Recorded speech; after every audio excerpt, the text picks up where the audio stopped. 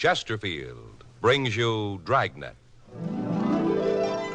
Put a smile in your smoking. By Chesterfield.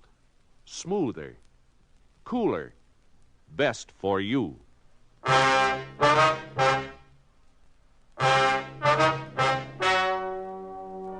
Ladies and gentlemen, the story you are about to hear is true.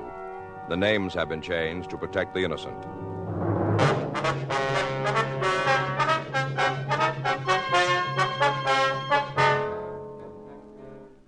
You're a detective sergeant. You're assigned to robbery detail. You get a telephone call from a woman who wants to see you. She says it's about her husband.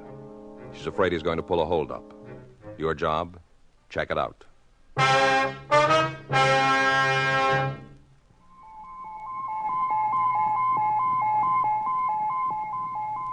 Listen. Listen to news of an electronic miracle. The greatest improvement in cigarette making in 30 years. It's the Accuray, and it's a Chesterfield exclusive.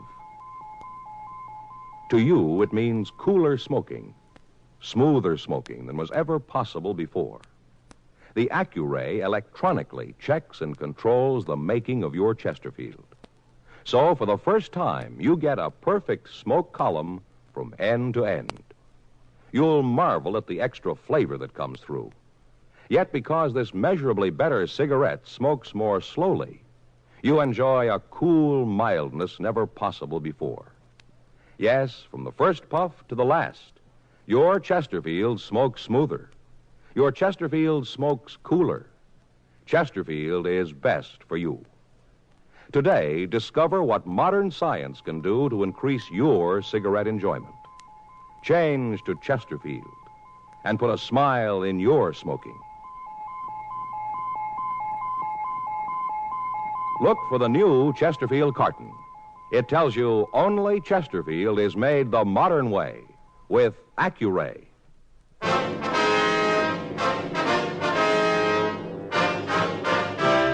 Dragnet, the documented drama of an actual crime.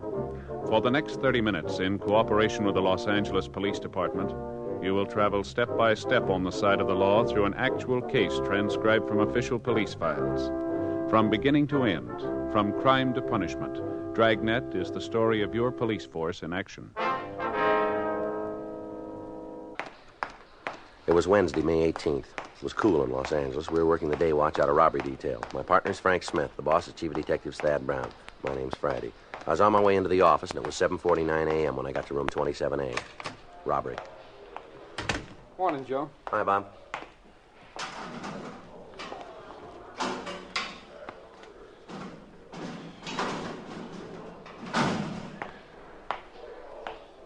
Well? Well, what? Good morning, Frank. Oh, hi. What's eating you? Nothing. Are you mad about something? What would I be mad about? I don't know, but you didn't say good morning. I'm just not going over there anymore, that's all. Over where? The Talbots. Who? The Talbots, you know, live down the street, sells real estate. Oh, yeah. We bought our house from him. I see. We got to be friends. At least his wife and Faye are friends. I never cared for him much myself. Mm-hmm. What happened? Hmm? Between you and him, did you have a fight? I don't fight with people, Joe. You know that. Oh, that's right. I just found him out, that's all. Just found him out, the kind of a guy he really is. Is that right? Yeah. They use signals. What? Signals, him and his wife. Can you imagine that? They use them. What kind of signals? Different ones for different words. Well, what do you mean? When they play charades. Oh, I see. Yeah. Well, that's too bad. Had us over their place last night. Some other couples, too. About 8 or 10 of us in all. Yeah, 10. 5 on each side. Each side. Yeah, for the charade game. You played it, haven't you? Yeah, when I was about 10 years old, we used to play. Well, now, look, buddy, it's no kid's game. Not the way they play. Is that right? Oh, they give you stuff to act out. Titles and quotations. You've never even heard of half of them. Mm-hmm. And to top it off, they got signals. Yeah. Noun, verb, little word, big word, person's name, letters of the alphabet. They got signals for all of them. You can spell something out. What's the point of the game? Well, beat you pretty bad, didn't they? Huh? Last night in the game, you lost. That hasn't got anything to do with it, Joe. No, I don't imagine. Doesn't matter who wins or loses. It's the principle of the thing. That's all it is. Signals. Yeah, I'll get it. And they use them. Robbery Friday. Yes, ma'am. Well, I don't know. What seems to be the trouble? I see. Yes, I guess we could. Where is that? Are they open this early? All right. Yes, ma'am. We'll be there. Goodbye. Lady wants to talk to us. Says she'll meet us at a bar out on Melrose. What's it all about? Her husband. Yeah. He bought a gun.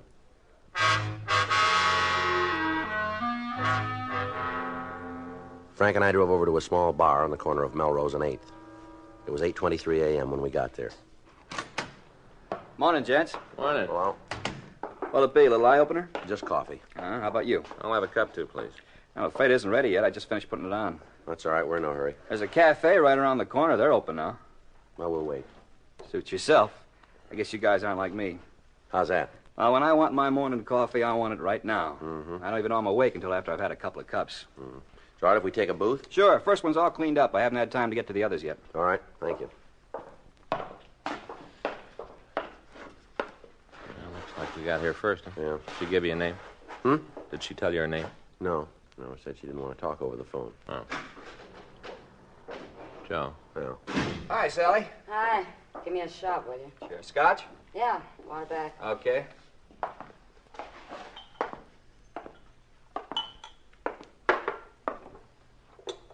Go ahead, mister. Take a good look. I was waiting for somebody. I guess I made a mistake. Yeah, you sure did. I'm sorry. A little later on, I might be interested, but not at 8:30 a.m. Getting worse all the time, ain't it? Gal can't even have a morning pick-me-up without some guy starting to move in on her. Well, here's looking at you, Mike. Down a hatch.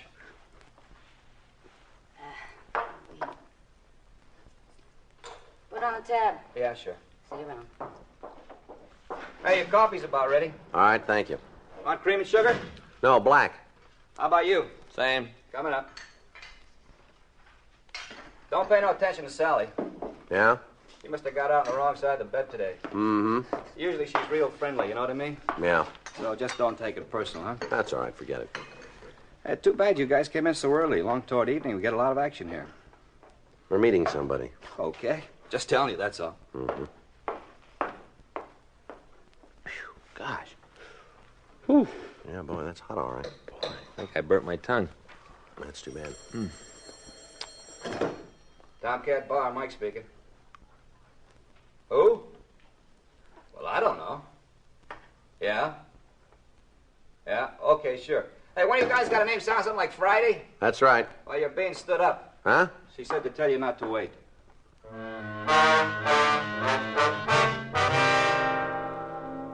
Frank and I left the Tomcat Bar and we went back to the office. 10:17 a.m. An informant called with a tip about a grocery store holdup that had taken place the previous Monday.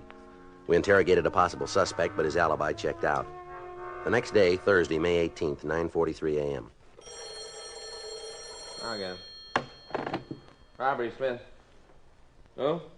Oh, yes, Smith. Joe, it's for you. Okay. Friday. Yeah? Yeah, I remember. Well, we were there. Well, why don't you give me your name this time? No, I'm sorry. We'll have to have your name. Flint? F-L-I-N-T? All right, now look, Miss Flint, if this is some kind of a gag... All right, if you're sure this time. Right. All right. Goodbye. The woman again. Woman who called yesterday morning? Oh, yeah. What you want now? Same thing. Meet us at the bar. You think she's on the level? I don't know. It sounds like it this time. Why didn't she show up yesterday, then? Says she tried, but she just couldn't. Why not? Said something about loving her husband. Yeah. When the chips were down, she couldn't bring herself to turn him into us. Yeah, but she will now, huh? Says she has to. She can't wait any longer. Why? Says it might be too late.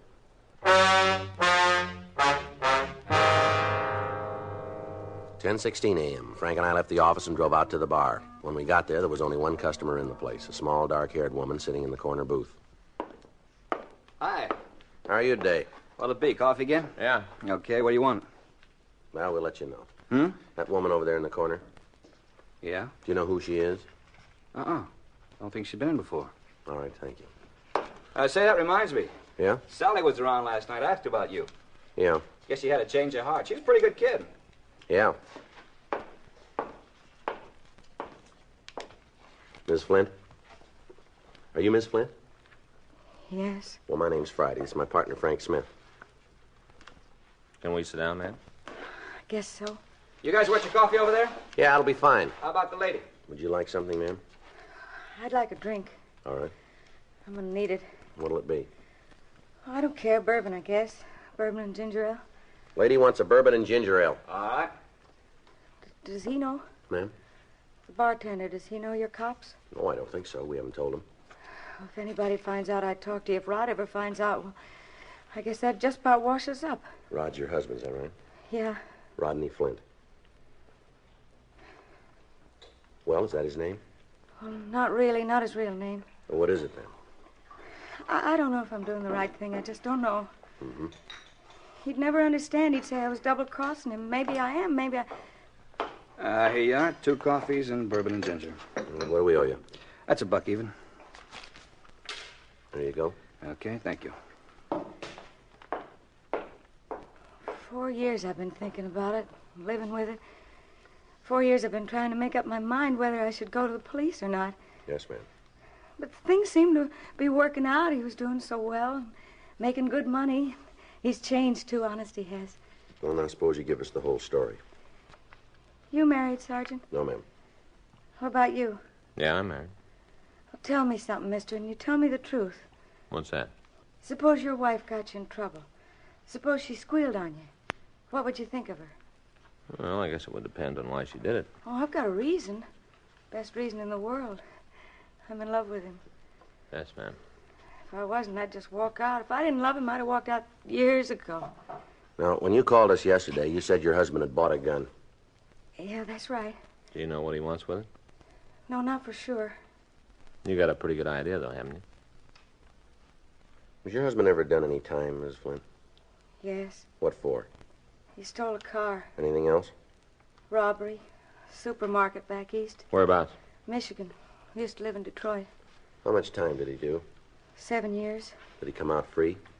I don't know what you mean. I'm sorry. Afterwards, was he on parole?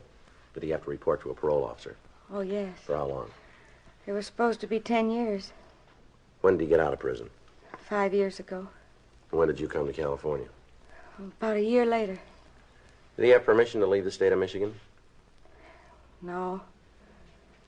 Well, what made him leave then? He just came home one day and said he couldn't take it any longer. Said he was going to L.A. and that it was up to me whether I came with him or not. Do you know if he's wanted for anything else beside violation of parole? I don't think so. You know, you still haven't told us his real name. Frazee. Ralph Frazee.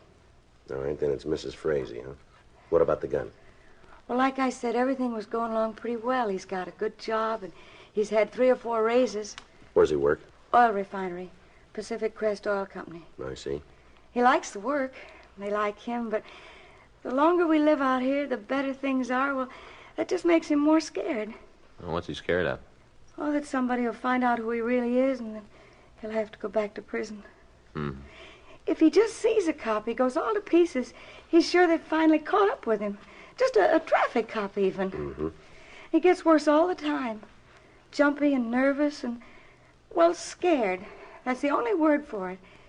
He's been drinking a lot more, too, nearly every night. Then just last week, he ran into a guy that used to be a friend of his. Back in Detroit? Yeah. This fellow knows all about him, that he's been in prison.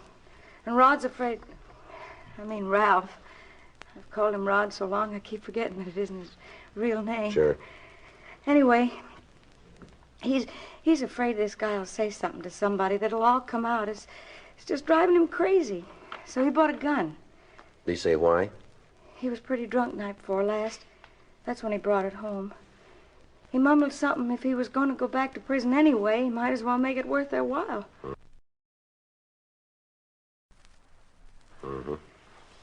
Maybe he's planning another robbery, I don't know. I don't really think he would.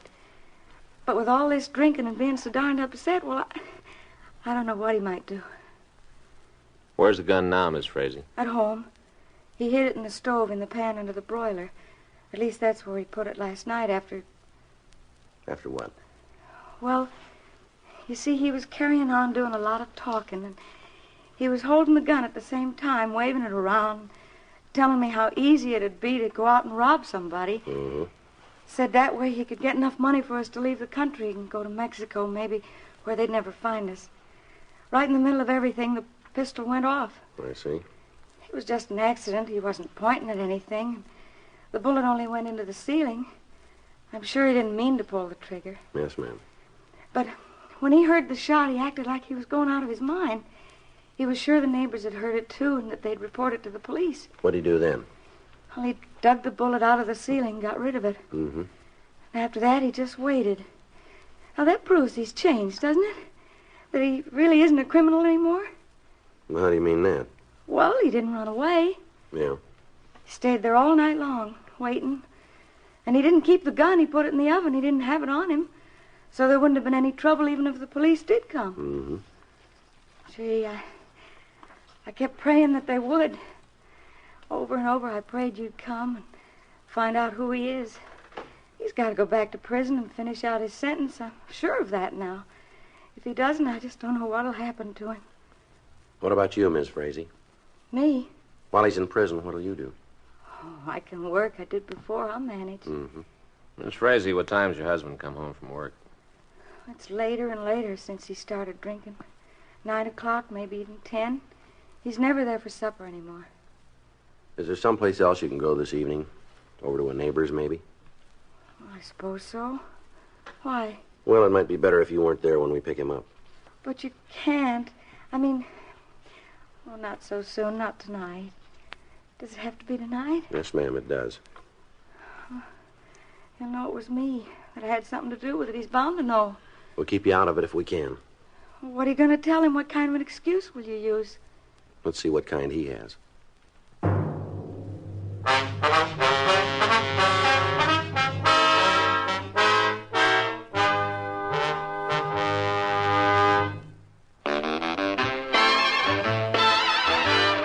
Stop! Start smoking with a smile with Chesterfield. Smoother, cooler, milder Chesterfield. Put a smile in your smoking, just give 'em a try. Chesterfield's best for you. They satisfy. When you shop, stop. Remember, vacation time is carton time. The cigarette to take with you is Chesterfield, made the modern way with Accuray. Take along a couple of cartons and put a smile in your smoking. Chesterfield, smoother, cooler, best for you. Remember, in the whole wide world, no cigarette satisfies like Chesterfield. Put a smile in your smoking, just give 'em a try. Chesterfield's best for you. They satisfy.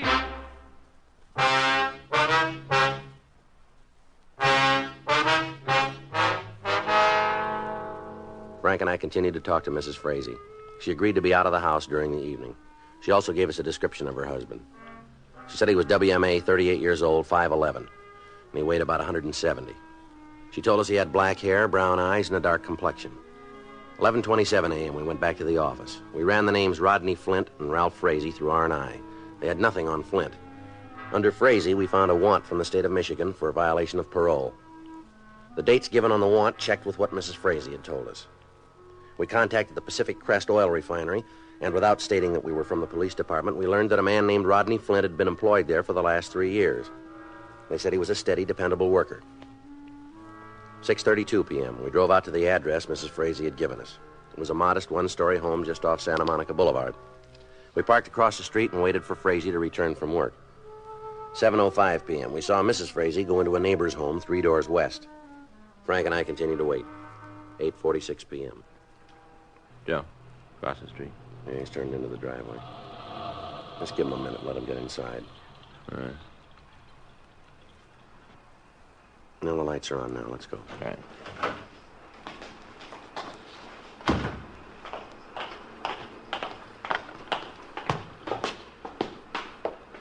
don't see the bell. Over there. Oh, yeah.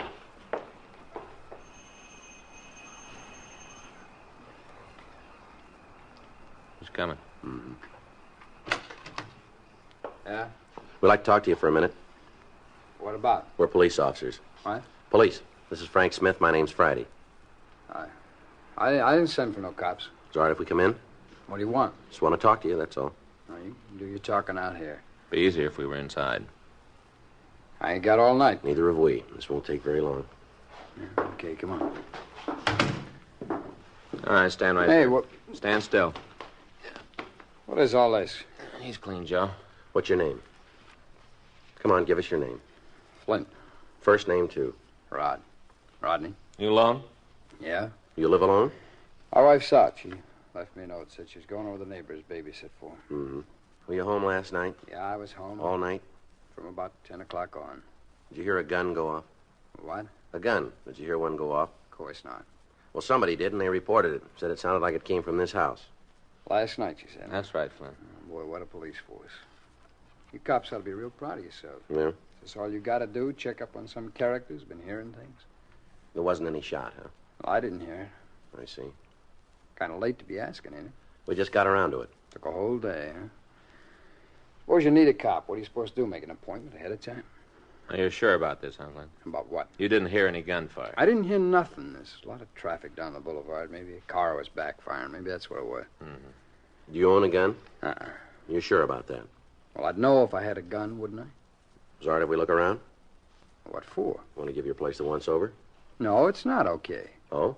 I ain't gonna have you busting in here. Now, come on, go on, beat it, huh? We can get a search warrant and come back. You listen to me, and you listen good, Yeah. huh? This isn't Skid Row, mister. This is my home. I own it. And you're not messing around a Main Street bum, either. I got a good job for a big company. They pay a lot of taxes in this town. They pay a lot of your salary. Yeah. My boss is a pretty important guy. He's got friends. So now you just take your little badges and move on. All right, Flint, if that's the way you want it. That's the way I want it. Just give us one more thing. What are you afraid of? I'm not afraid of anything, you guys especially. You're sure not very anxious for us to look around. There must be a reason for that. Well? Okay. Go ahead and search. It's no skin off of my nose. All right, thanks. Fat chance you'd have a fine on something even if it was here. Dumb cops, it took you a whole day to get here, a whole day to answer one lousy crackpot call. Well, don't forget. Yeah? It got answered.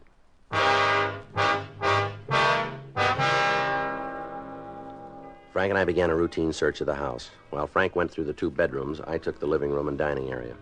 We found nothing suspicious. 9:42 p.m. We'd finished with the front part of the home, and we went into the kitchen. The suspect followed us. Okay, if I fix myself a drink while you're messing the joint up? It's up to you. You guys want one? What? A blast. You want one? No, thanks. What about you? No, thanks. You don't drink, huh? You're not hurting my feelings. I'll check the service ports, Joe. All right.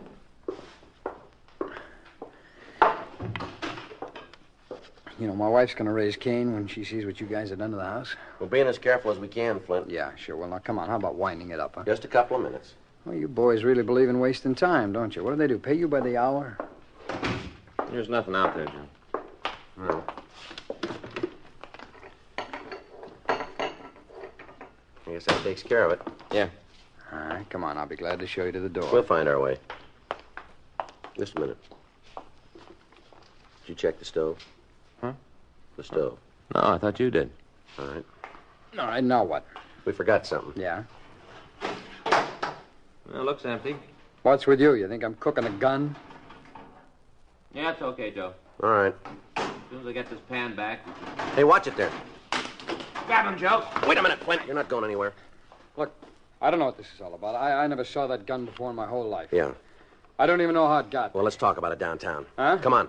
Look, wait a minute now. You can't haul me in like this. What have I done? You got to have a charge. I know the law. You got to charge me with something. You won't find anything. We found a gun.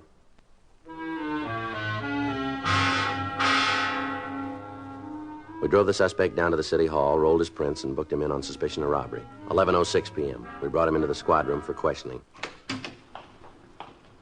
All right. Sit down over there. What kind of a frame is this? Come on, how about letting me in on it, huh? Who'd I rob? You can forget about our robbery charge. I guess we made a mistake. Well, that's what I've been telling you, We had to check the gun. We had to be sure. All right, so now you know. Yeah. Okay, no hard feelings. Sit down, Frazee. What? You heard me. Sit down. Maybe we were wrong about the robbery charge, but we came up with something else. A warrant from Michigan, violation of parole. What about it, Frazee? Well, Well, what do you want to know? You've got it, the whole story. why'd you leave Michigan? Why'd you jump parole? Oh, what difference does it make? Suppose you tell us about it. I didn't have no choice. Yeah? I used to play around with some pretty rough boys.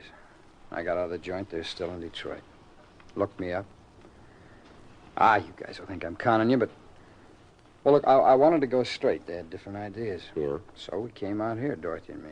She's my wife. I see. Well, you can check on me. I've been clean ever since. Ask the company. Talk to anybody about me. They'll tell you I'm clean. Yeah. That gonna help back in Michigan? No, that's not up to us. Sure. I thought that was why they sent you to jail, so you'd learn something. So when you come out, you won't do it again. That's part of it. Well, I learned. What good did it do me? Maybe you didn't learn enough. Huh? There's a law against an ex-convict having a gun.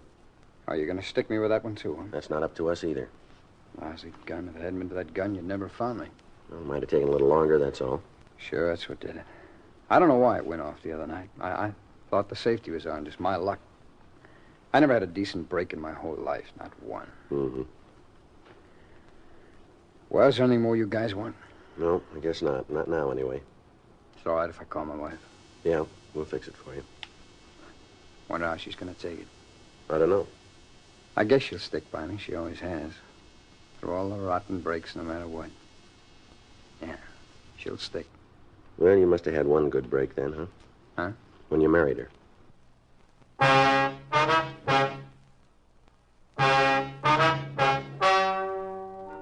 The story you've just heard is true. The names were changed to protect the innocent. On Thursday, May 25th, the meeting was held in the district attorney's office in and for the county of Los Angeles, state of California. In a moment, the results of that meeting. Now, here is our star, Jack Webb. Thank you, George Fenneman. Friends, discover for yourself what modern science can do to increase your cigarette enjoyment. Remember, Accuray puts a smile in your smoking. Enjoy a smoothness and coolness never possible before. Chesterfield, best for you.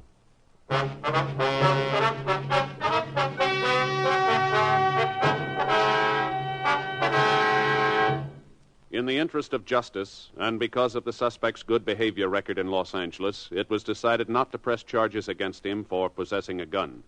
Ralph Putnam Frazee, alias Rodney Flint, was turned over to Michigan authorities to serve out his previous sentence. He has since been released and has returned to his former employment in Los Angeles.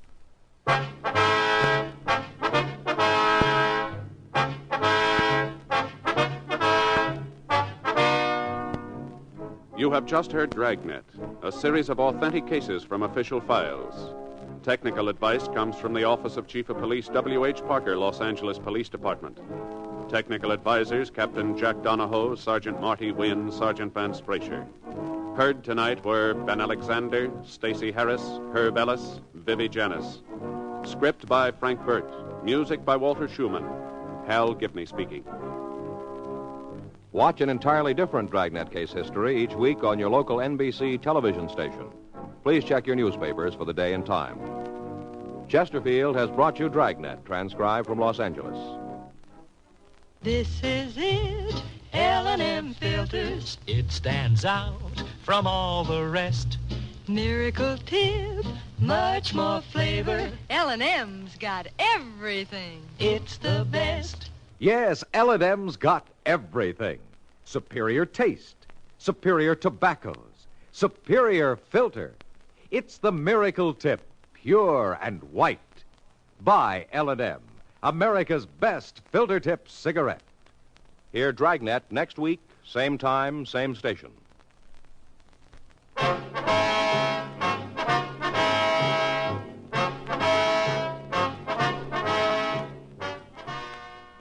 Tonight, hear a special broadcast, The Atom, Menace and Promise, on most NBC radio stations.